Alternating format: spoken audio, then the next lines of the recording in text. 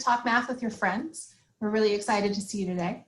I just want to let you know that this talk is being recorded. It will be uploaded to our YouTube channel after the talk's over, so just be aware of that. Our speaker today is Spencer Bagley of Westminster College, and Spencer is going to give us a pitch that ungrading can be a form of resistance. So we'll turn it over to Spencer. Thank you. Yay. I'll tell you at the beginning that the genesis of this talk was that I mentioned on Twitter that I'm going to be giving a 5-minute talk about ungrading at our faculty retreat on Monday. And Kate invited me to give a 45-minute version in this time slot today, which was actually extremely useful. It made me bother to think through all the things that I wanted to say. I practiced this talk with my husband last night. It was not 45 minutes. It was many more minutes than 45 minutes. And so we're going to go ahead and hope that we did enough editing. Before we get into the content of this talk, I want to start with a land acknowledgement. I'm coming to you from Salt Lake City, which is right here in this map, which is, it occupies the Salt Lake Valley, which was historically like a buffer zone between the Ute tribe and the Shoshone tribe, who sort of occupied opposite ends of the valley. And then now it is neither of those things. I also come to you from my home office, which has similarly been colonized by my institution as a part of the workspace. And those things are of a part. And I think that we might say some more about that a little bit later. Okay, so I want to start actually with the obligatory advanced organizer. I want to talk to you about resource extraction. What does that have to do with grading? You might be surprised to find out, kind of a lot. I'm going to give you a very brief history of grading in the US. And I want to propose that ungrading is a form of subversive compliance through which we can resist some of the functions of grading that I think that we consider somewhat odious. And then I want to talk to you about like how I came to where I am now and where it is that I am. Okay. I want to begin though by asking you some questions, and like feel free to type your answers in the chat or you know, say a few words on the screen. And I figure that a lot of you have a lot of thoughts and feelings about grading that bring you to a talk entitled Ungrading as Resistance. So here are 5 questions, and I'd love to hear your answers to any and all of them. Why do you grade? What do you think grades are for, and what do you think they should be for? What problems do you think grades have, and what problems do you think grades cause? Yeah, okay.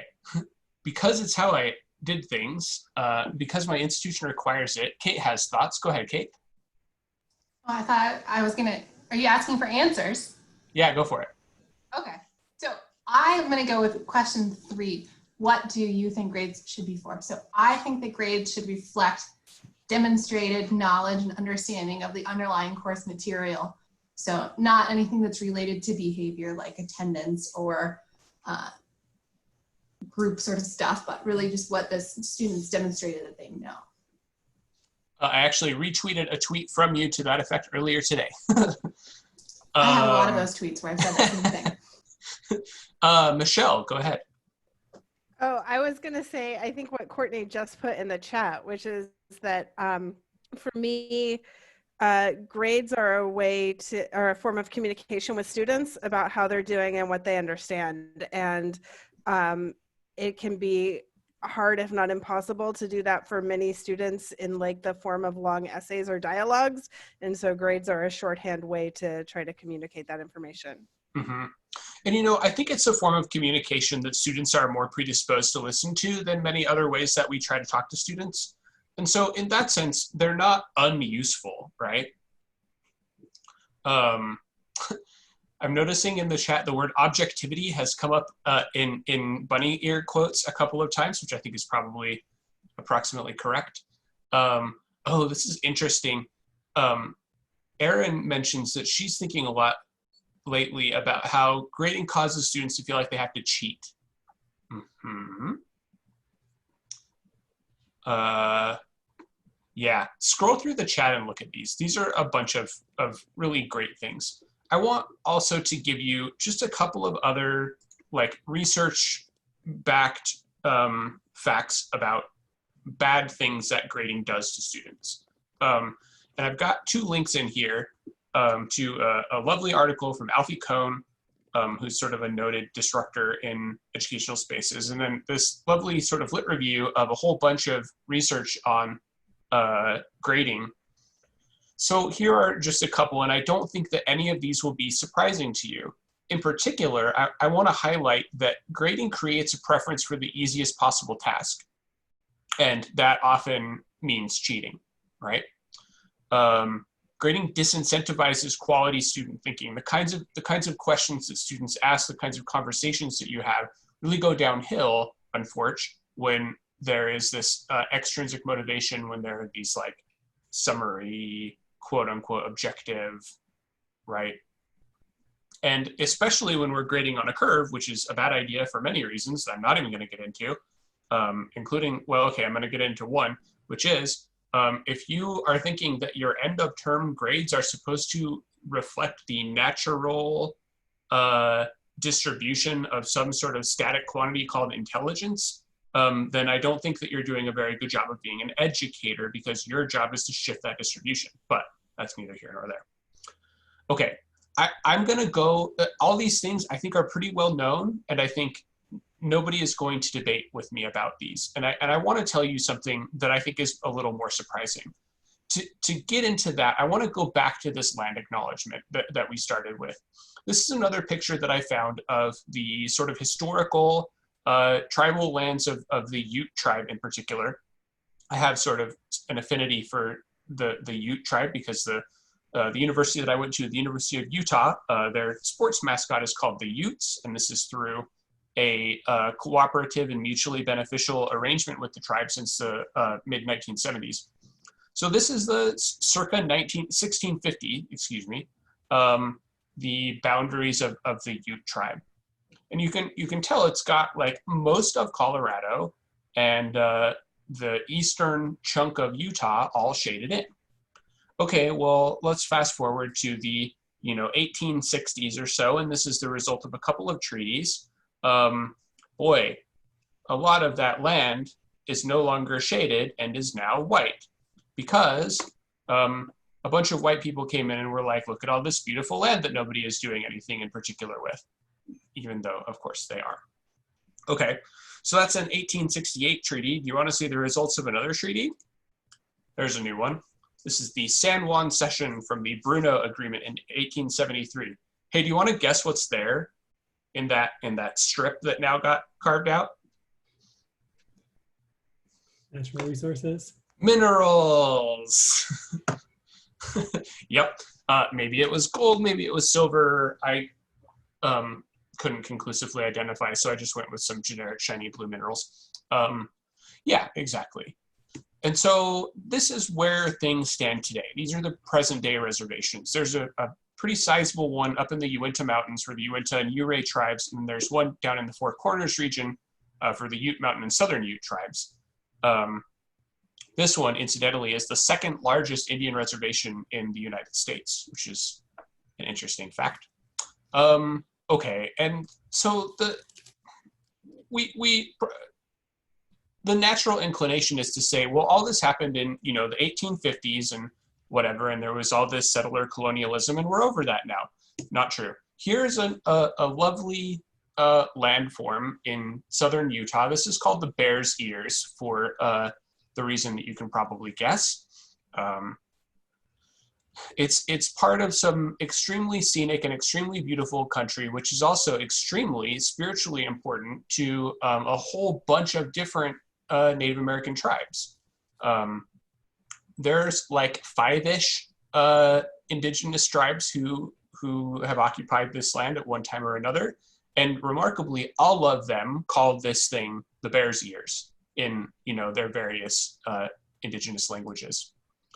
Well, so let me talk to you about this. You may have heard about the Bears Ears, and that's because it's been in the news lately. In the second Obama administration, I think I want to say 2014, but don't quote me on that.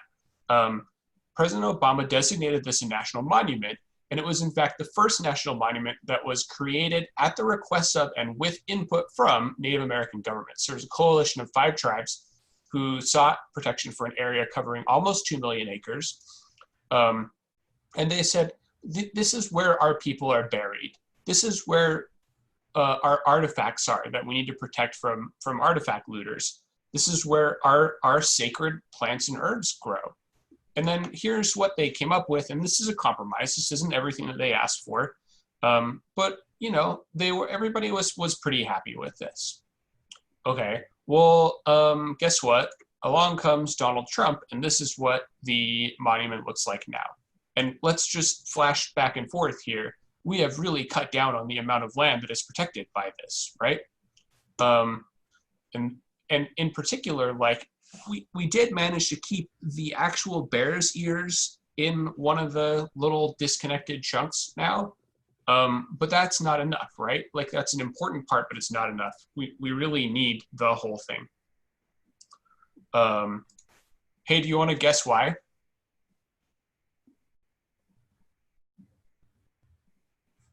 Yeah, Yukon Cornelius. Minerals, in particular, uranium, oil, and gas. A ton of it, in fact. Here's a link to a beautiful Washington Post article that has a lot of like drone footage of this incredible scenery and like detailed explainers of the pictographs and rock art that are here. And I also wanted to highlight and uplift the work of Utah Diné Bikaya, which is a native-led organization that is leading the fight to preserve the monument as was originally constituted. Okay, so here's the story. The story is resource extraction, right? The story is minerals, the story is uranium, the story is oil and gas. And I need to say at this point, before I go any further, that I'm deeply indebted to Dr. Blin Sinajene for this analysis. He gave a talk in JMM this year that really blew my socks off. The story of resource extraction is the story of indigenous genocide. It's the story that underlies all of white settlers' interactions with the indigenous people of North America. It's the story of false treaties. It's the story of forced migrations. It's the story of boarding schools, which more on that later. It's also, of course, the story of chattel slavery, America's original sin. It's the story of cotton, of redlining, of freeways, and of the ways in which white people have robbed Black people of generational wealth. It is also, annoyingly, and I am sad about this, the story of educational systems, and we'll get to that. So here's a question. What role do schools play in society? And in fact, I'm going to sharpen this question, and I'm going to say, what role do schools play in the economy? Any thoughts to this question immediately? Childcare. Credentialing. The perpetuation and legitimation of inequity. There's a labor component. There's a compliance component. The story that American public schools were designed to resemble factories as closely as possible is not super true, but that is sure an effect, even if it wasn't the purpose. Okay, the higher your education, the higher your earning power. And this is really interesting, and I want to dwell on this point a little bit. Here is, in particular, one story, and there are many similar stories that we could tell. Higher education produces a more skilled workforce, right? It produces workers who are trained for highly technical jobs that produce a lot of economic value. It produces workers who are trained to think flexibly and to solve problems without needing, detailed supervision. In other words, higher education provides for more efficient extraction of labor from workers. And if you don't think that labor is a resource, then you need to go back and think about chattel slavery some more. Grading in particular is an important component of this business. And this is my thesis. This is the resistance part. I want you to feel upset about what we are all sort of doing, because you don't resist something until and unless you're upset about it. Okay, let me validate my last pink point here by giving you, oh, yeah, before I do that, here is a slide that I copied from Boleyn's presentation. So Indian education was a form of cultural genocide in which people were stripped from their cultural identity and so on and so forth. But it was also a project to colonize Indian minds as a means of gaining access to Indian labor, land, and resources. Those are 3 different forms of resources that we are trying to extract. And all of these things are of a piece, and grading is going to play an important role. Okay, I have probably made you feel bad at this point, and honestly, I feel bad about this too. I gotta tell you, Boleyn's talk in January blew my third eye wide open, and I have really rethought a lot of the ways that I approach education because of this analysis. I'm sorry, this is not fun, and you are probably not enjoying my talk very much at this point. But also, I'm not sorry, because until you feel bad about this thing that we are all subjected to doing, you don't know why you should resist it. Okay, okay, you're probably wondering, like, really, like, grading is a part of this whole system. It's not just something ancillary. No, it's not. Here are some other things that we grade. We grade oil. You ever heard of West Texas Intermediate? Or have you ever heard of light sweet crude? These are all kinds of crude oil that we assign various grades to based on how much sulfur or whatever is in them. I don't do oil. We grade maple syrup. Here are 4 different grades of maple syrup. They're consistent in color and clarity and taste. We grade cows. That's not true. We actually grade beef, which, yikes. Here are 3 kinds of beef. There's prime beef that's highly marbled and lovely and great for grilling, and there's choice beef, and then there's select beef, which is maybe more of a braising cut. Okay, sure. Let's talk a little bit more about grading beef. How does beef get graded, and why does beef get graded? Here's 2 links that I find very interesting to wander around in. I'm just going to look at this one for a second. This is one about yield grades. So there's the quality grades, you know, choice and prime and all that, which are words you probably heard. There's also this this notion of yield grades, which, am I scrolling? Why am I not scrolling? Hello. There we go. So there's 5 yield grades essentially, and it comes down to like dressing percent, which is how much of a carcass is actually meat that you can eat, and then like muscling and fat thickness that we specifically measure at the 12th rib because we've got to be standardized about these things. And then there's like, you measure the muscling by looking at the surface area of the ribeye, which is interesting. Okay, and so look at all these calculations, right? We take the fat thickness and the ribeye area and we put those together and multiply this by that and multiply by 0.2 and adjust for REA, and then we end up with the final yield grade of 1.6. Does this kind of like involved calculation feel at all familiar to you? Because it felt really familiar to me. It felt like the kinds of rubrics that I put on syllabi sometimes. And that fact was upsetting to me. Okay, here though are some other things about why. So first of all, quality grades are used as a language within the beef industry.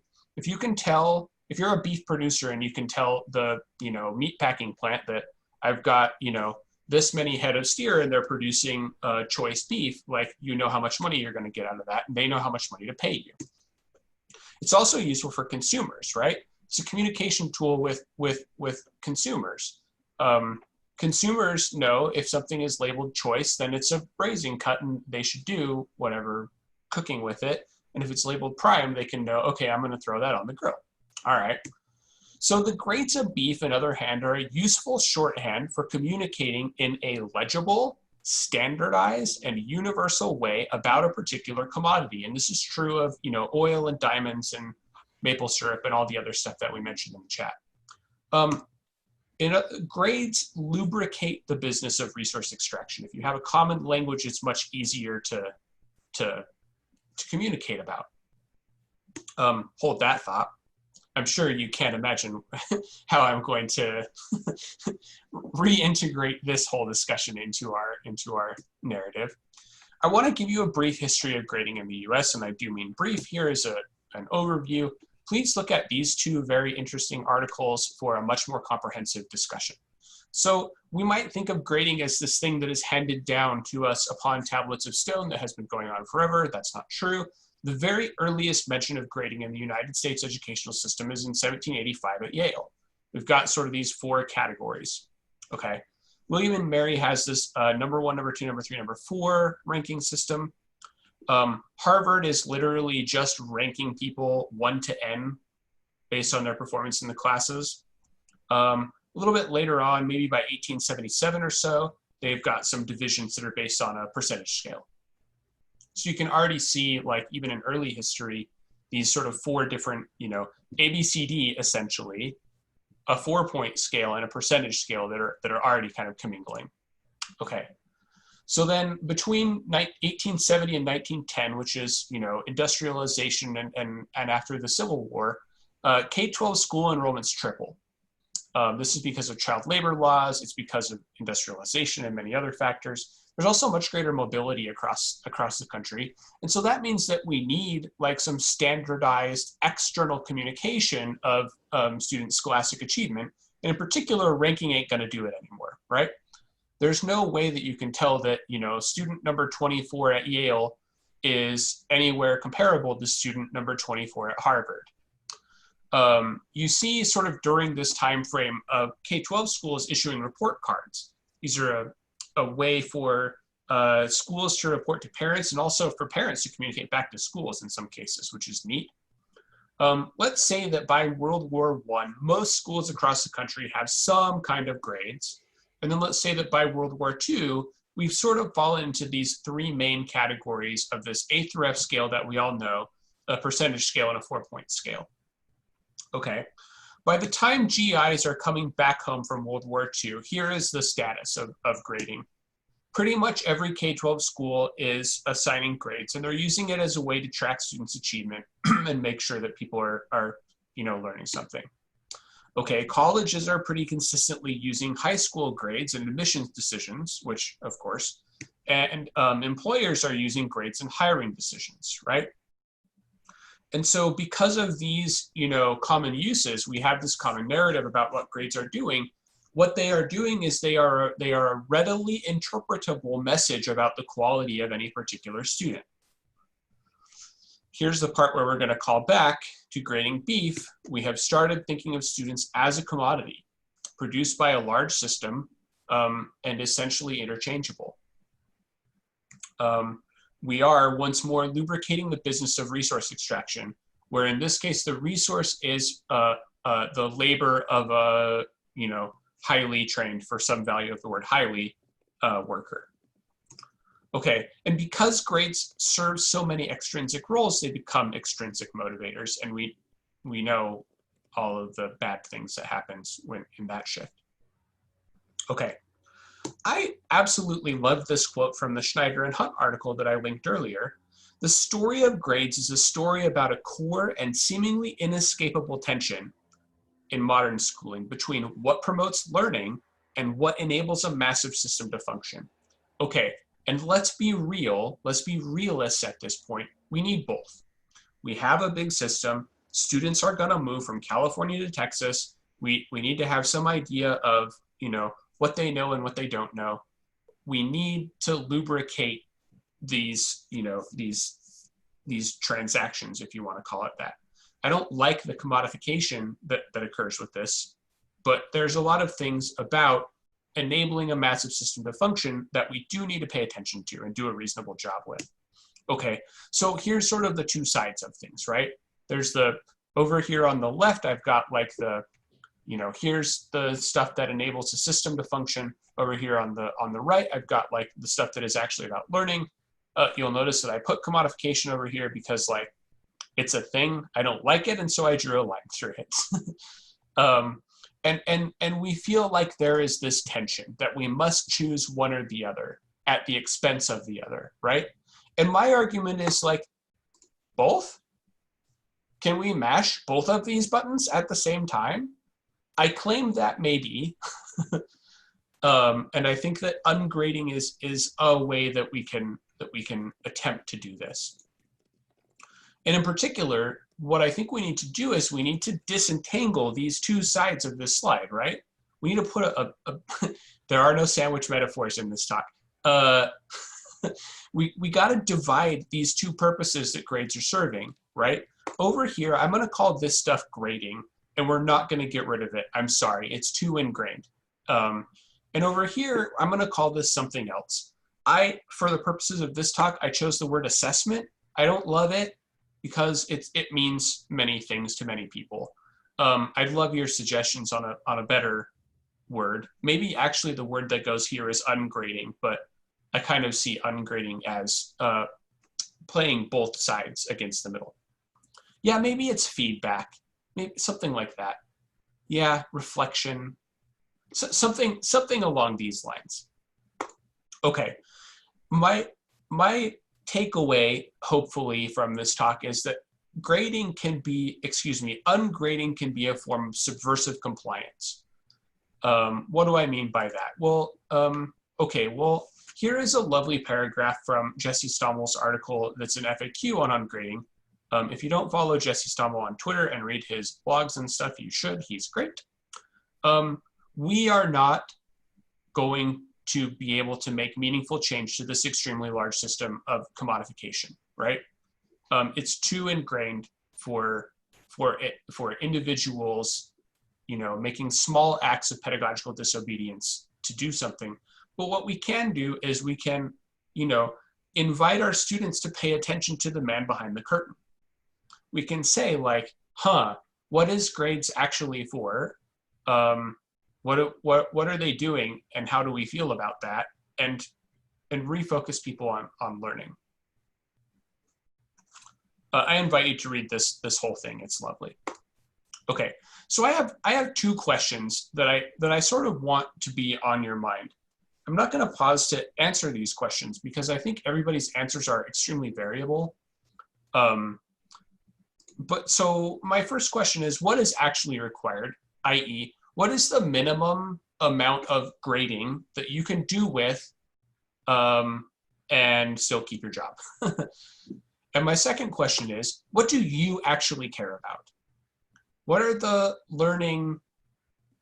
ways of learning? What are the interactions and relationships that you want to promote? And then how can you maybe do that? This is a link to a little video that I'm not going to show you right now. It's about a minute long. I recorded it for a Project Next cohort last year. The message of this video is essentially that you probably have more room to change things than you might think you do. And in particular, if there is something that you don't like, maybe you can consider some creative insubordination. Maybe you can think about ways that you can bend the rules without anybody noticing too much. Please allow me to carefully issue this caveat now. I am a white dude and I can get away with a lot of shit that maybe other people can't. I am also an internal idealist, and I have, through a series of small miracles, ended up in places with very permissive bosses. So I am looking at this through some pretty rose-colored glasses, and I understand that the systems of constraints that you may encounter are much different than the ones that I have.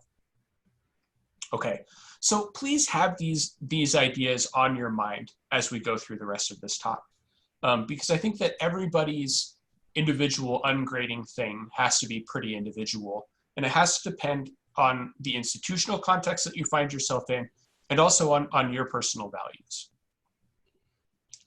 Okay. Oops. I'm just going to go ahead and spill water all over my drawing tablet, if that's okay with everyone. Okay. We need a little bit of vocabulary, and I'm going to pull it from these other slides that I gave, and I'm going to paste this link in the chat. Boop. These are some slides that I gave to some graduate students, some pedagogically interested math graduate students at the University of Utah back in January. They asked me to come give a talk about assessment, and I decided to title it, How Do Your Students Know What They Know? So first, and that's a double-barreled question, and I mean it both ways. How do your students keep track of where they are in your course? And also, how do your students develop the knowledge that they have in your course? And my answer to both of those questions is actually assessment. Okay, here's one piece of vocabulary. I'm not sure how familiar people are with this term. I think us ed folks tend to sling it around pretty freely and then think that everybody knows it, and I wanted to be careful of that impulse. Metacognition is essentially thinking about your own thinking, becoming aware of your strengths and weaknesses, monitoring and assessing your own understanding. And an amazing thing about metacognition, there's this beautiful thing called How People Learn. It's a tome, it's about yay thick. Essentially, the Department of Education, something like this, did, roughly speaking, a meta-analysis of literally every piece of educational research and put it all in one big book. And one of their 3 key findings from this huge project is that effective instruction and learning promotes metacognition. And so here's the upshot. Here's what you should care about for the purposes of this talk. Assessments can provoke learning, especially when they develop metacognition. And we're gonna come back to this idea in a minute. Okay, the other piece of vocabulary that I need for the rest of this talk is the idea of formative assessment. This is another one of these things that us ed people sling around liberally. Formative assessment as contrasted with summative assessment. So summative assessment is your midterms and finals that you think of. Things that are high stakes, that are evidence for evaluation. Formative assessment are things that sort of are along the way, right? That are more for monitoring learning. They're low stakes, they involve feedback, they're frequent, and they help students improve their learning processes. Okay, I found this lovely picture, this diagram of some of the effects of formative assessment. I'm just gonna let you look at this thing for a second because there's a lot of really cool stuff on here. And I encourage you to tell me in the chat or whatever, what excites you? Which of these, numbered little boxes are like, wow, I really wish that is happening in my class, or I wish it could happen more?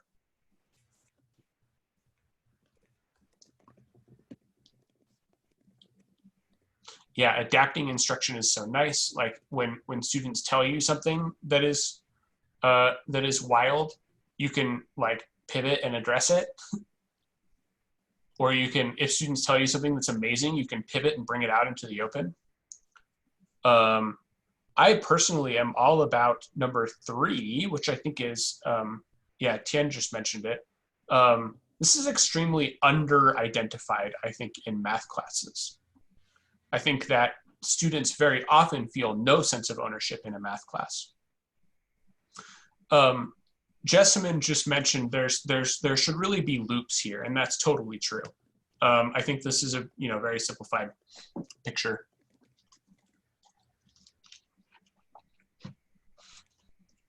Yeah, right. Like for me, I care a lot about 3 because like that's the purpose of everything that I do.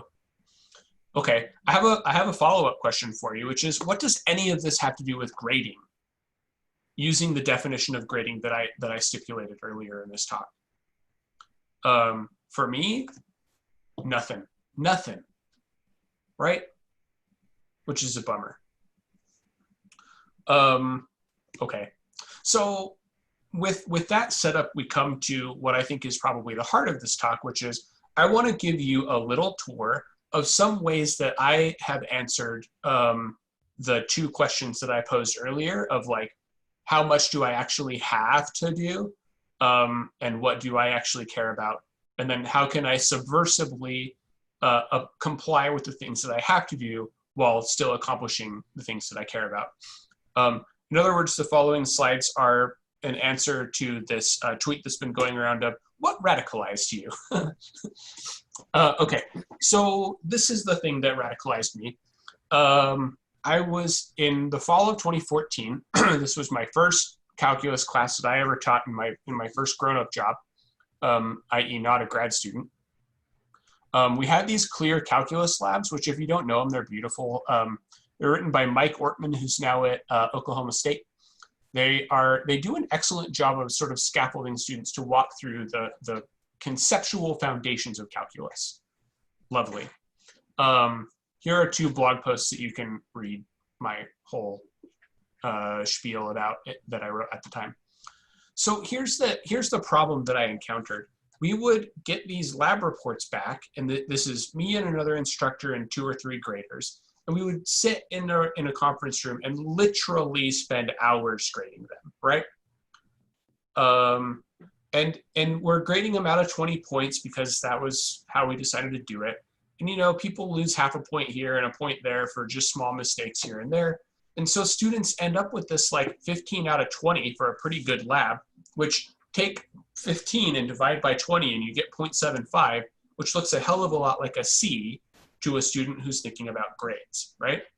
And so then they're like, well, shoot, like I thought I did pretty good on that, but I guess I didn't. And then they just cram this thing in their folder and they never look at it again. And so like all of this careful feedback that I have been providing, like these sentences that I am writing carefully on all these papers, never get read, right? So like, what am I doing? It's so pointless for me to be doing this. But like the thing that I'm at, so that's something that I'm like mad about. But the thing that I'm actually sad about is that I'm trying to encourage students to engage with these ideas that I think are beautiful, right? Calculus is amazing. It's a beautiful subject. And these ideas are so fundamental to the ways that I've come to think about the world that I want students to appreciate them. And they just have no reason to engage any further. Okay, so what did I do? My first step along this long and winding road is what's called specs-based grading, specifications-based grading. Sometimes you hear it called standards-based grading or mastery grading. They're all more or less the same thing. There are subtleties that various proponents would probably yell at me about, but for our purposes, we can lump them all together. I was inspired to do this by Robert Talbert, who I've been inspired to do many things by Robert Talbert. Here is a blog that he wrote about specs-based grading that I encourage you to look at for more details here. Roughly speaking, though, the instructor creates a set of specifications for good work. Like, here are the kinds of mistakes that you know you might tend to make, and these are some important ones that I actually care about you fixing, and here are some less important ones, and here are some things that that you should strive for, like clarity of communication, and so on and so forth. Okay, so it's basically a rubric, but like a universal rubric, something that you can apply to anything that you assign in your course. Okay, and students' work either meets the specs, which yay, or it doesn't, which please rewrite it, yeah? There's no partial credit. And so I'm gonna provide really detailed feedback, but then students are actually going to revise and resubmit, and so they are incentivized to care about my feedback, which is great. And then final letter grades are determined by achievement in quote unquote bundles. I'm gonna show you an example of how I set this up on the next slide. I decided to tack on some weighting. So this is the table from my rubric, from my syllabus, excuse me, the very first time I did this. So you can see I decided to make certain things a little more important, like these are my exams, basically. My lab write-up, my daily homework, and then I decided like these prep quizzes, maybe I wanted to de-emphasize those or not penalize people a little bit. Okay, sure.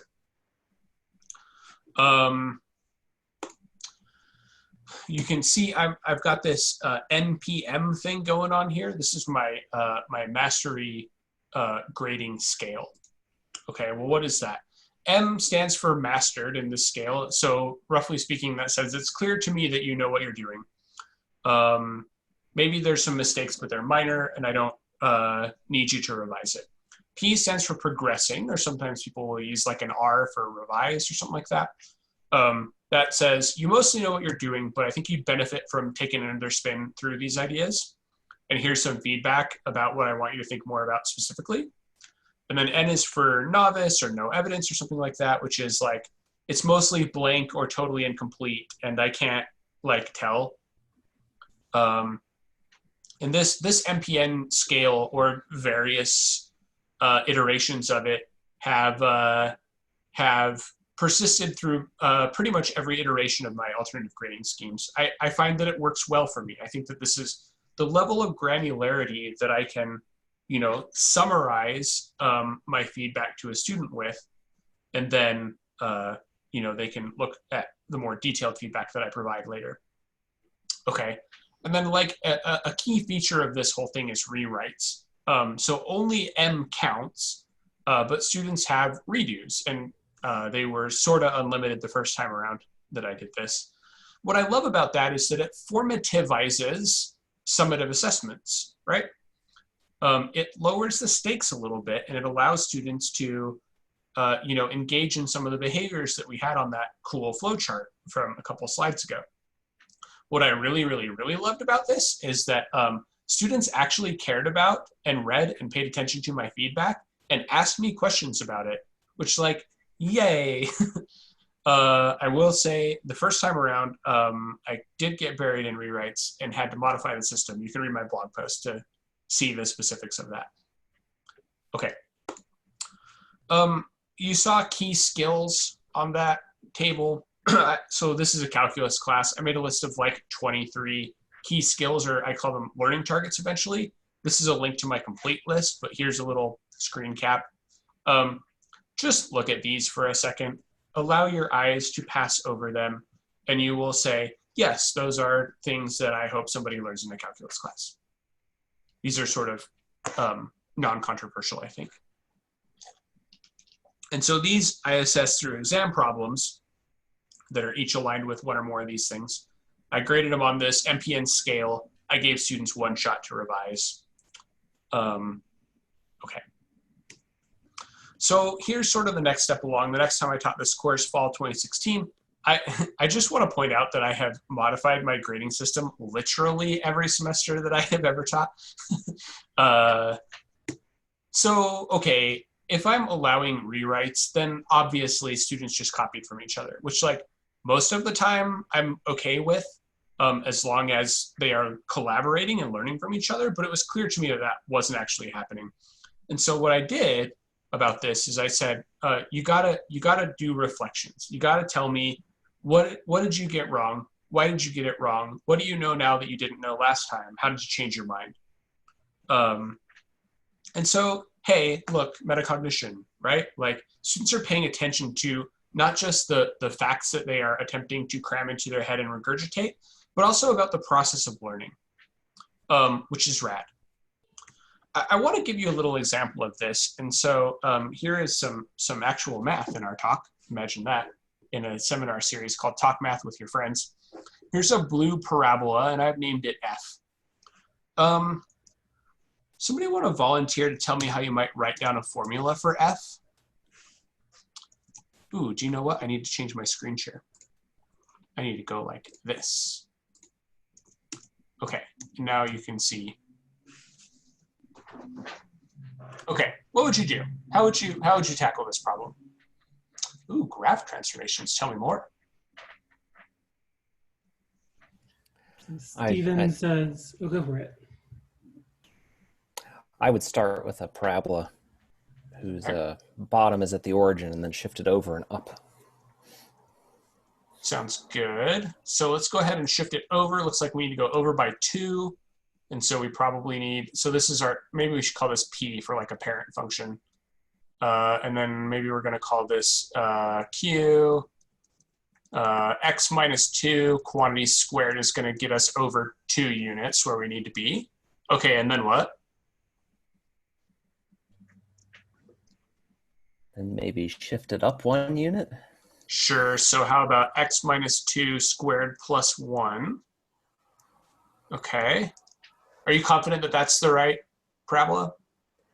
Not really. There might have been a rescaling necessary back at the beginning. Okay, how can we check? Probably have to take the blue one, shift it back to the origin, and check a couple points. Okay. Tell you what, we've got this other point right here. Why don't we call that 0, 3? So let's see. So you're saying we might need a rescaling. Why don't we call it, you know, A on that X minus 2 thing? We know that we want F of 0 to equal 3, but f of 0 really equals a times 0 minus 2 squared plus 1. Do some algebra. A is going to turn out to be what, 1/2? Yeah, 1/2. All right, so then f of x is 1/2 of x minus 2 quantity squared plus 1. Everybody happy with this? Okay, cool. I think another solution path that you might apply if you're a pre-calculus student with the vertex form of a parabola sitting in front of you is you might write down a times quantity x minus h squared plus k, identify the coordinates of this vertex point as h comma k, and then fiddle around with it until you get the a right to go through there. But this is essentially what we just did. Okay, rad. I want to show you some student work that I actually got on this actual problem. Take a minute and look at this. I'll let you just read that.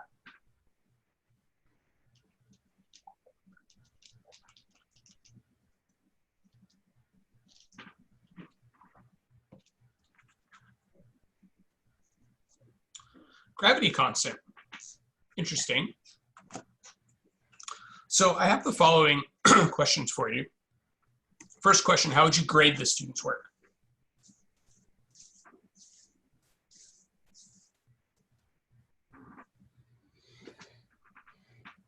I'm leaving that deliberately very open-ended.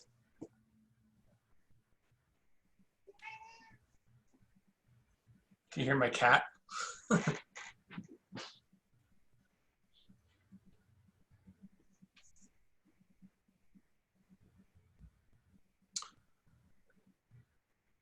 Yeah, interesting. I'm getting I love the chat. A feature of Talk Math with your friends is how great the chat is. Since people on YouTube they can't read the chat, I'll say my answer out loud. So I would grade this as a G. So my scale, I've got 3 letter grades. So the best you can do is S, which means successful. And then G means growing, means there's evidence of something that's related to the concept that we're after there. And then N is, not yet. Maybe you left it blank or it's not at all related. And I see some stuff here that looks, to me, there's some evidence that they understand, that this is a parabola, it has a vertex. There's some shifting that's going on, but there's not quite enough stuff there. That's not quite enough dinner there to make a full meal yet. So I'm gonna stick with G. Word. I'm right there with you. I gave this an R because that was the letters that I was using this semester. I like what the student is doing. And so now we're sort of on to the second question, which is what is the student thinking? I know that the student is identifying the vertex and is saying like, okay, well, 2 is the H and 1 is the K in your standard vertex form. But then like A is the gravity constant. Like, where do you think that comes from? This is not a physics student, for those asking in the chat. Yeah, okay. A couple of people are mentioning projectile motion, and I think that's exactly what happened. We're using active prelude calculus, and their sort of motivating example of quadratics is, yeah, exactly what Stephen Quantz is saying in the chat. When you assume that something is moving ballistically with constant acceleration, you integrate it twice. This 1/2 pops out, right? There's also a G there, but So, okay, I think that this actually kind of makes sense. But I want the student to think about it some more, and I want to give them some feedback. What would you tell this student? How would you tell this student? How would you tell this student they might want to, rethink about their work? Yeah, how did you decide A equals 0.5? Mm-hmm. Can they connect that to the geometry of the parabola?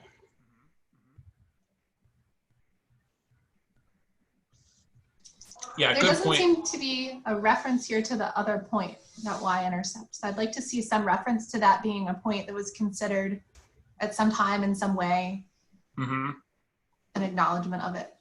Yeah, I might ask the student, how do you know this goes through the other point? The other label point. Yeah, how would your method work for the other parabola graph? Great question. these are rad.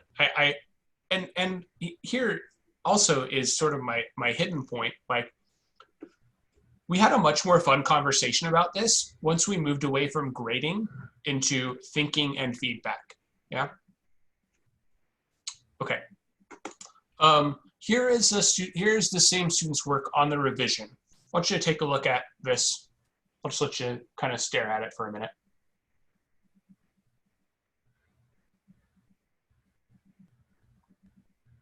Are people able to read this? The screen cap is not of great quality and her handwriting does tend to be slanty. Okay. It's exactly what we did. Yeah, this is pretty darn good. So she starts with the standard vertex form. She throws in the 0.3, 0, do some algebra, and out pops your 0.5. Okay. Are we happy with this? Yeah, me too. I gave this a mastery. Yeah, okay. And this is an interesting question from Benjamin. What's the evidence that this wasn't her reasoning in the first place? And I'm going to go back and I'm going to say, like, I just don't see the 3,0 or the 0,3 anywhere in this work, right? So for me, that's the evidence that she wasn't really considering the role of this other point, but just sort of plopped in this A as the gravity constant, which she believes reasonably is 1/2. So this is neat. I'm much happier with this work. Hey, here's a reveal. Here's where I pull back the cloche and show you what I got on my platter.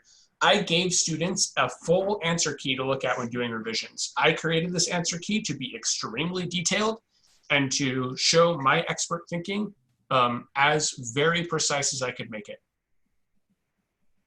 I bet that there are some people who are reacting to this fact with some clutching of pearls. How could I possibly know that the student actually learned anything and didn't just like copy down the things that I said? Because this is more or less the work that I did, right? I don't use little arrows. I don't, I line things up in a more latex-y kind of way. But how do I possibly know that the student learned something? I'll tell you how I know. It's because of their reflection. Take a look at this reflection.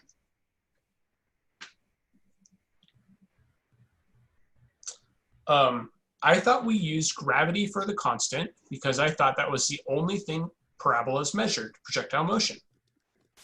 After some book reading, I had the biggest aha moment in the class, she tells me, and realized that the x, y in the formula are for other points on the parabola.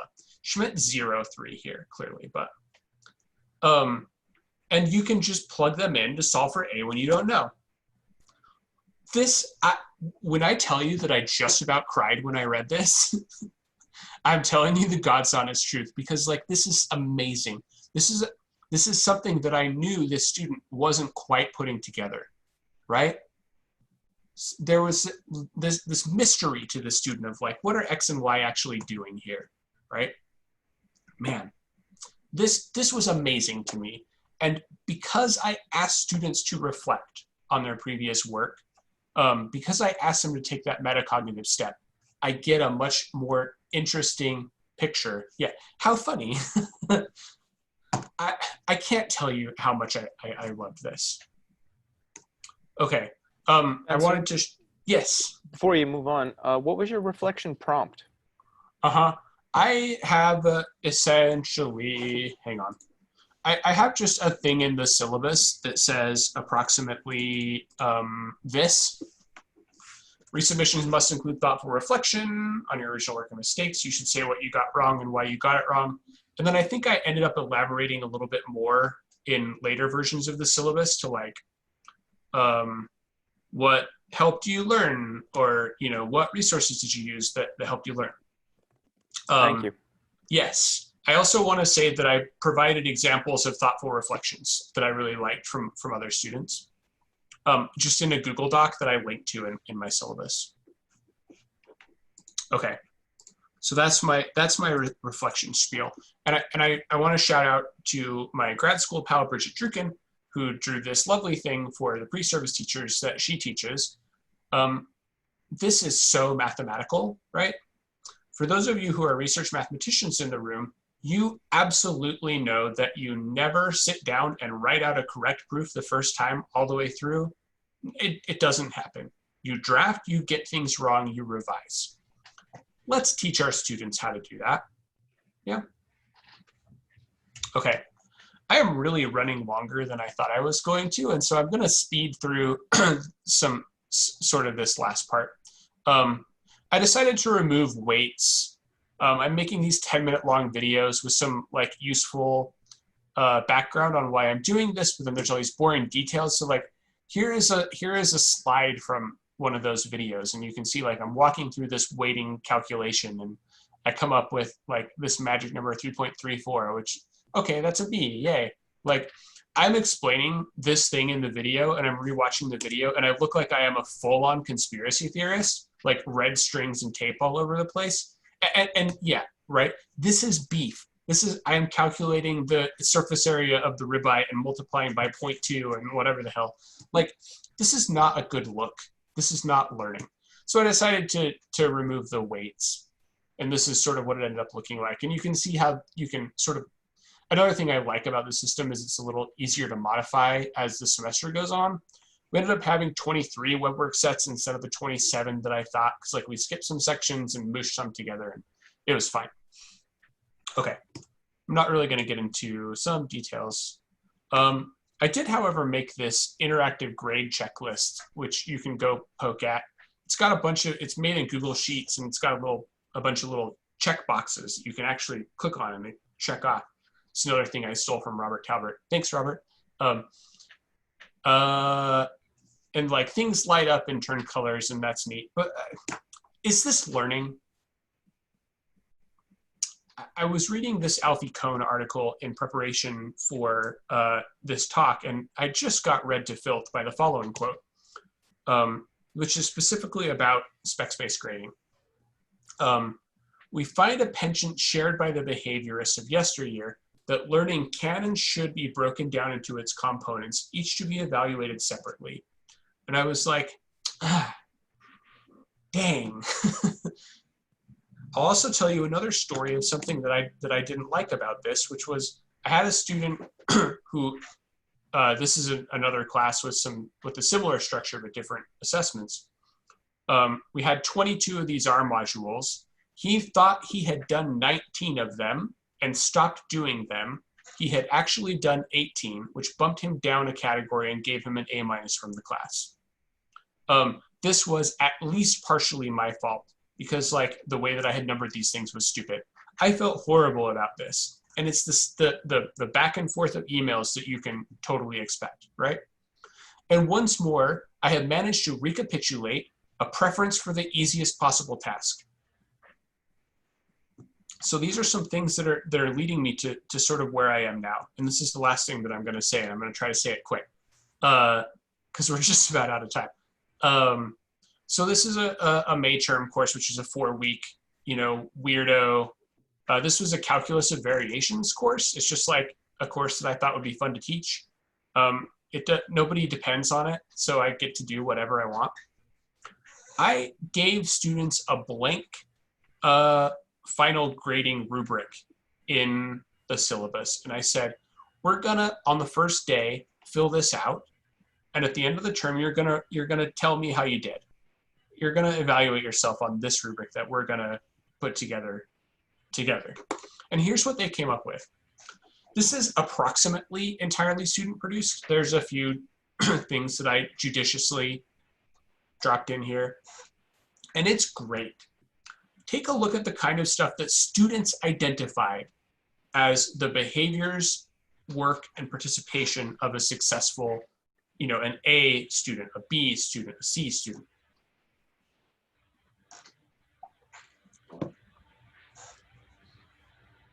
While you're looking at these things, I'm just going to say I still have to put in an A, B, C, or D at the end of the term, but this is a much more meaningful A, B, C, or D to the student because they know what it means, because they told me what it means.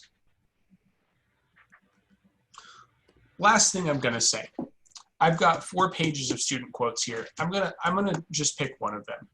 This is a student who worked in a pair. These first two were working in a pair on the final project. I've highlighted a couple of things here. So, you know, there's the obvious stuff, like I did all the assignments, I did the majority of the quizzes, I revised when I needed to. Okay, fine. Well, I think what really illustrates my A in the course is the final project. I put a lot of time and research into the topic. I found myself digging deeper every time I looked into something. I really enjoyed the concept. I found a ton of connections from Calc 3 to our project topic. I also really encouraged and tried to motivate my partner. This is amazing. Ooh, differences in self-grading by gender. That's interesting. Small sample size. I had 8 people in this class. I either had 3 and 5 or 4 and 4. This is a woman. This is a woman.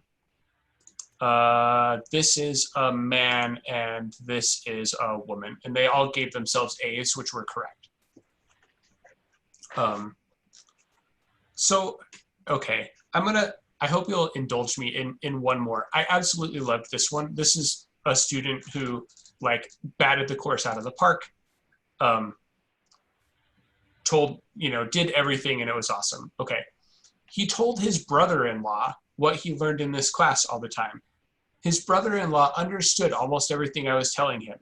This made me realize that I have understood this class quite nicely. Here's my sales pitch. Look what happens when you resist the commodification of students, when you honor them as individuals, when you ask them to tell you what they did. Look at the conversations that you get to have. Look at the ways you get to spend your time. Look at the relationships you get to build. And look at the depth of knowledge and the quality of knowledge that students can develop. Okay, I'm already well over my time, so that's the end. Thank you. This was great. Questions, comments, etc. If we could unmute everybody and give Spencer a round of applause, that would be lovely for our questions. Thank you, Spencer. This was fantastic. Thank you. Yay. Spencer, since you're doing the recording, I can tell you to click it off if you don't mind, and then we can have a lovely discussion.